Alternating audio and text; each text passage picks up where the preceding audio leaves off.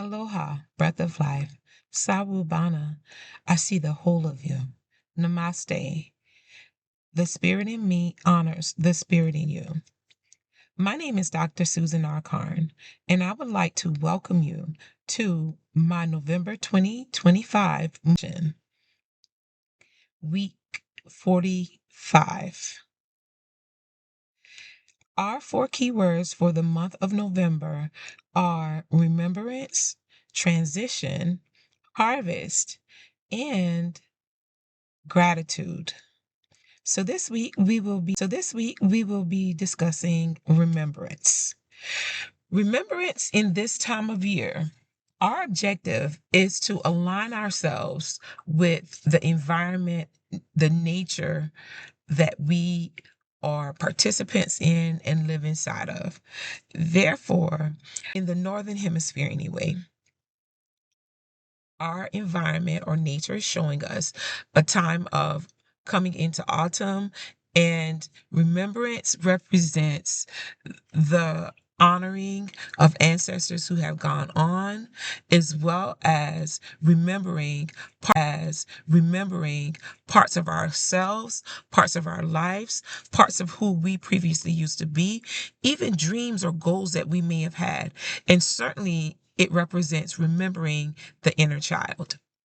So when I speak on remembrance, and we do work this month on remembrance, what we are talking about is ancestors remembering things from our past in our lives, be it good or bad, and also remembering who we once were.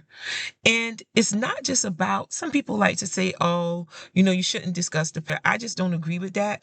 I believe that our past makes us who we are in our present.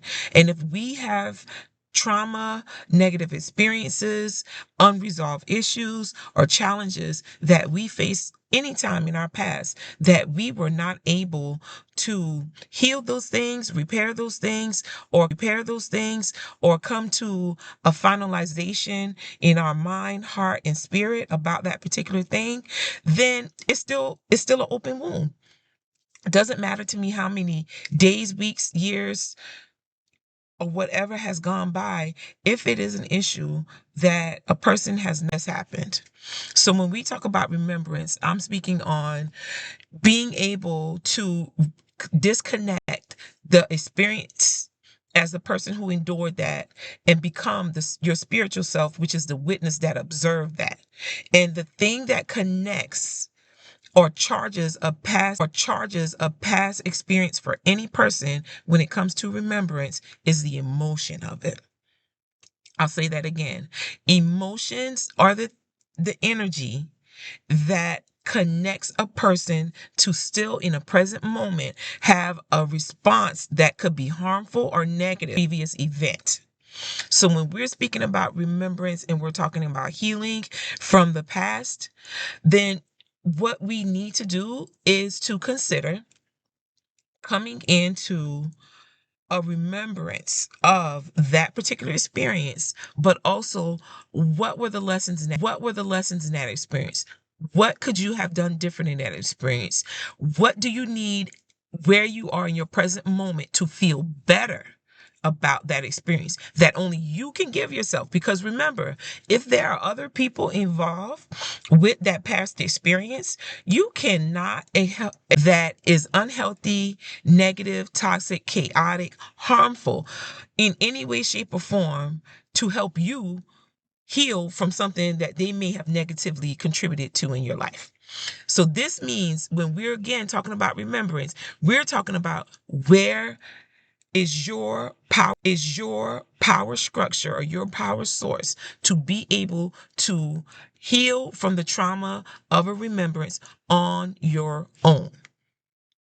This is not external work where we're reaching out for other people. This is internal work where we are bringing ourselves in alignment. In my circumstance, I am a definite believer of spirit. If you don't believe in spirit, that's okay. Bring yourself into alignment with who you believe yourself to be. But I will say for myself, I bring myself into alignment with source energy, with the Most High, with my creative energy source. And by opening myself and surrendering to that situation, then I'm able to be able to disconnect the emotion from it. And then there's a massive amount of information through life experiences. I collect, gather, observe, identify the lessons, the information that is present for me inside of that experience. And once I do that, then I'm able to disconnect, detach, turn the emotion off of that. And then when I remember it in a present moment, or if I'm having a discussion about it, or if something happens to bring a trigger or remembrance of that particular experience to me, I'm able to still remember it, observe it, even maybe through my thoughts in my mind, but it does not emotionally move me anymore. And this is your, as I like to say, weigh and measure. This is your ability to be able to test yourself, measure yourself, weigh yourself, take assessment, in other words, of yourself, and identify, am I over that situation? Because if you're over it, you can remember what happened to you, a past occurrence. You can discuss the past occurrence. You can even think on the past occurrence, but you will not feel any emotion anymore that is a negative emotion that stirs up inside of you. You won't feel maybe your fist clenching or grinding or any other characteristic that your body may do when you have become agitated or in a negative emotional state. All of those things will fall away from you. So while I understand each one of us may have more difficult or less difficult memories of our past or things that we've experienced, I am not saying that this is a one-time exercise that you can go through and completely be over it. But what I am suggesting to you is, let's come back to November. November is the season of remembrance.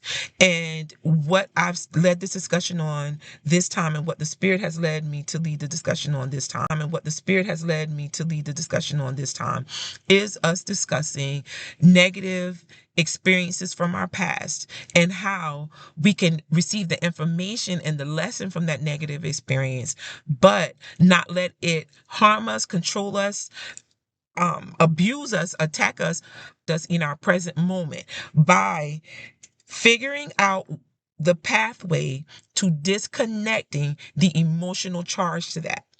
So if you guys want to, if you sign up for my membership, there are different levels starting from free and going up. But if you become a part of